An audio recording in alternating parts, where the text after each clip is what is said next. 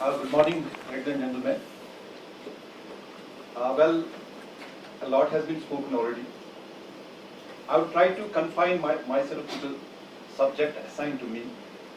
So I have made a write-up. So in order to keep myself restricted to the subject matter and not to go on speaking on and on, I will write from the write-up that I have written. So my talk here today would be a humble effort to develop some understanding about overground support network of terrorism, which includes key elements of terror financing being undertaken with narcotic trade proceeds and other modes of cash and cashless transactions. We also need to know the critical significance in terrorism milieu of a character we all know as OGW, the permanent feature of ever-changing terrorism landscape of Jammu, as has already been said. To develop the contemporary understanding of the subject, the baseline of historical perspective will make it easy for us.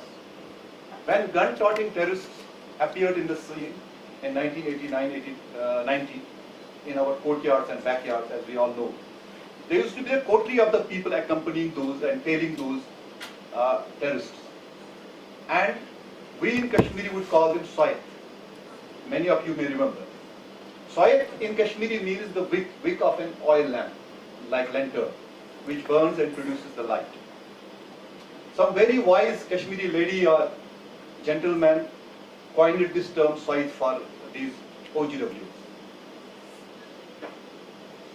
And as you know, wick is the most important part of that lantern or oil lamp. It actually produces the light. So, if one wick gets exhausted, there is another Swayat which is replacing the lantern. And believe me, we are still dealing with the Swayats the same way we used to deal with them in 1989-90. Swayat is as much important today as it was in 1989. Rather, it has grown more important. Now the Swayat, the OGW, the one who would follow a terrorist, is the key conspirator and key planner of all terrorist actions. So this underlines the importance of an OGW that we all are going to talk about in this seminar.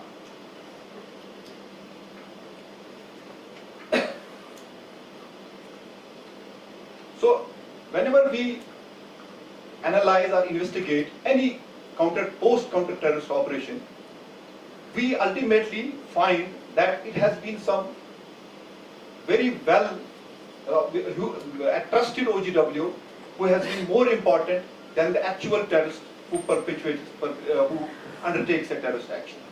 That has already been told here. So let's try to understand the entire dynamics of this OGW structure. Also,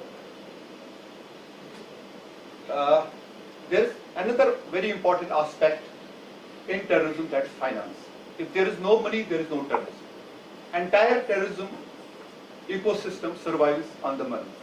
And the money again is arranged and couriered by the same OGW. This is the bottom line. So while dealing with armed terrorists, the management of OGWs and tracking down upon support network assumes critical importance. I will restrict myself in explaining the role of OGWs in arranging and couriering the money to support terrorism and execute terrorist actions. Again, we need to go in the history to understand how means and modes operandi of terror financing have evolved over the years. In the initial years of terrorism, terrorists have been mostly locals who crossed over to Pakistani illegal occupied Kashmir and got trained there in terrorist camps being run by ISI and Pakistan Army. We all know this fact.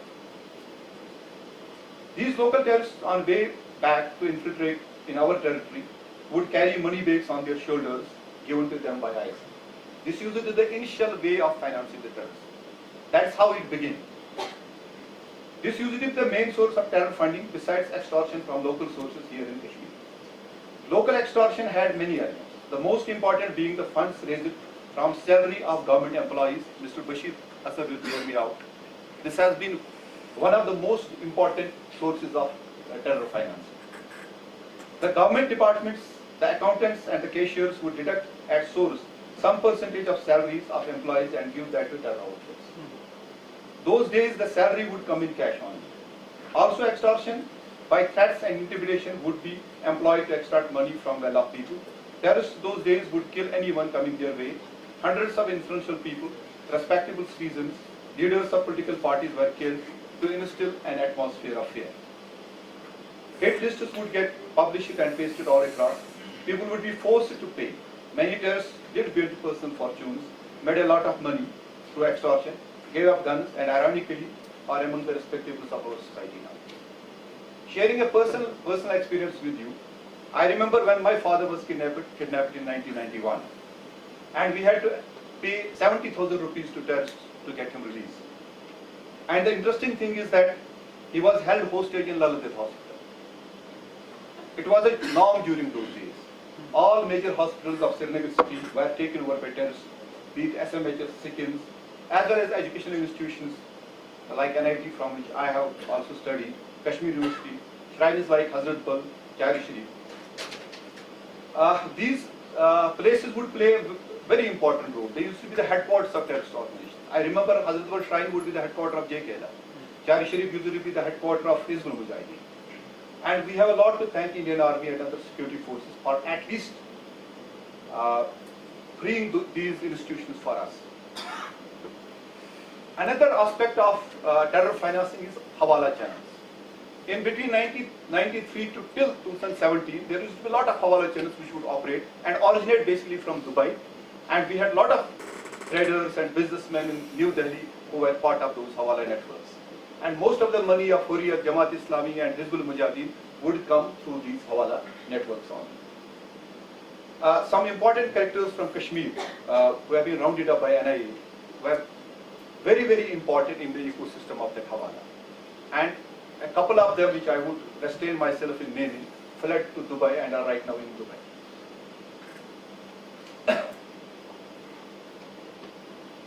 And there used to be also many couriers. Suppose somebody, if Hurriyat needed money here, they would send a courier to Dubai and he would get money bags from there. And in between, at times, our agencies would pick them up, and they would fall in the police net.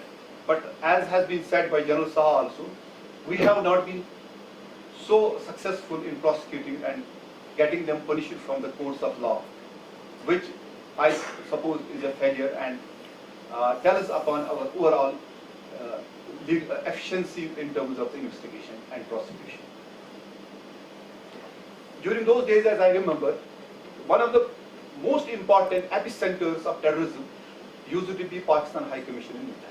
There are many people who were picked up outside Pakistani High Commission were taking money. And it was so blatant that our country, the Democratic Republic of India, would tolerate all this nonsense. Hurriyat and other people from Kashmir would go, and there used to be parties there, and then everybody would get money breaks. This used to be the situation. Thankfully, the kind of political will and the kind of government response that's right now, all those things are actually the things of past. Now, why this narcotics has come on scene? As you know that Pakistani economy is in serious trouble, as we call dire straits, in dire straits. About 80% of the GDP of Pakistan is used in servicing the loans that they have taken from the foreign institutions like World Bank, IMF and other governments. So they have actually no money to finance terrorism in Kashmir. So for them, the easy option was the drug money. As you know, now Taliban has taken over in Afghanistan. There used to be some sort of action from Afghan government with regard to the cultivation of poppy and opium, which is no more there. In fact, in Talibanized Afghanistan, it's free for all now. And Pakistan already being a kind of a courier, conduit, and getting benefited from this drug money, is now more blatant, more and kind of they have got encouraged, and they're sending tons and tons of drugs to our country. Also, financial crimes, as you know that Pakistan is under international scanner. We have FATF, which is actually looking deeper into all kinds of transactions that go to terrorist organizations like Hizbul Mujahideen, Lashkar-e-Taiba, Jaish-e-Mohammed. But there has been some sort of action as well, which we should accept. And the easiest way to bypass this FATF thing was to go for the drug money, which I think the international bodies are settled to understand how this drug trafficking and drug economy is running from Afghanistan to Pakistan, and ultimately India being the victim of all this ecosystem of drugs. And I did not emphasize it because many of you may be tracking the news. Every other day you see the headline, these kgs of 100 kgs, 200 kgs, 1 ton, 2 ton of heroin being seized by our agency. Why is drug? It's a kind of a three-pronged weapon. Number one, it immobilizes the most productive human resource, that is the youth. Once our young boy or girl gets addicted to drugs, he becomes a liability for our economy. He doesn't contribute or she doesn't contribute anything. Number two, when you purchase the drugs, it is actually an economic drain. The money comes from the pockets of Indian citizens. So it is an economic drain. Third and most important thing is that our own money from our own pockets is being used against our own country. We are funding our own killers. So this is the issue with drugs. So we need to be very serious about it, and it is heartening to know that for last 4 or 5 years, NIA has taken a very strong action, and the state police has also created a special wing, Imtiyaz, anti-narcotic task force. They are also doing a great job. Cantt police has also done a great job in cracking down upon these drug cartels. So this is right now one of the main sources of terror finance. Over the years, while dealing with terrorism, our main focus has been to neutralize the gun-using terrorists. While nonetheless, it's essential to save human lives and not to allow situation to go out of hand. But in order to neutralize the terrorists, we have often allowed the OGW to roam free. So I think the time has come that we lay more emphasis upon the ecosystem of terrorism. The key elements need to be identified, targeted, besides being engaged in kinetic operations. It is heartening that there is at least total seriousness and realization at policy level of government, be it at central or UT level, about these non-kinetic elements of terror ecosystem. A gun-toting young boy getting killed in an encounter is a visible but a very small cog in big terror machine. The elements like finance, manufactured narrative, and indoctrination, weapon and drug cartels, support networks, etc. need more emphasis. For us, the benchmark of success is when no one picks up the gun against the country. And this can be achieved only by targeting the enabling atmosphere that creates a terrorist. Thank you. Jai Hind.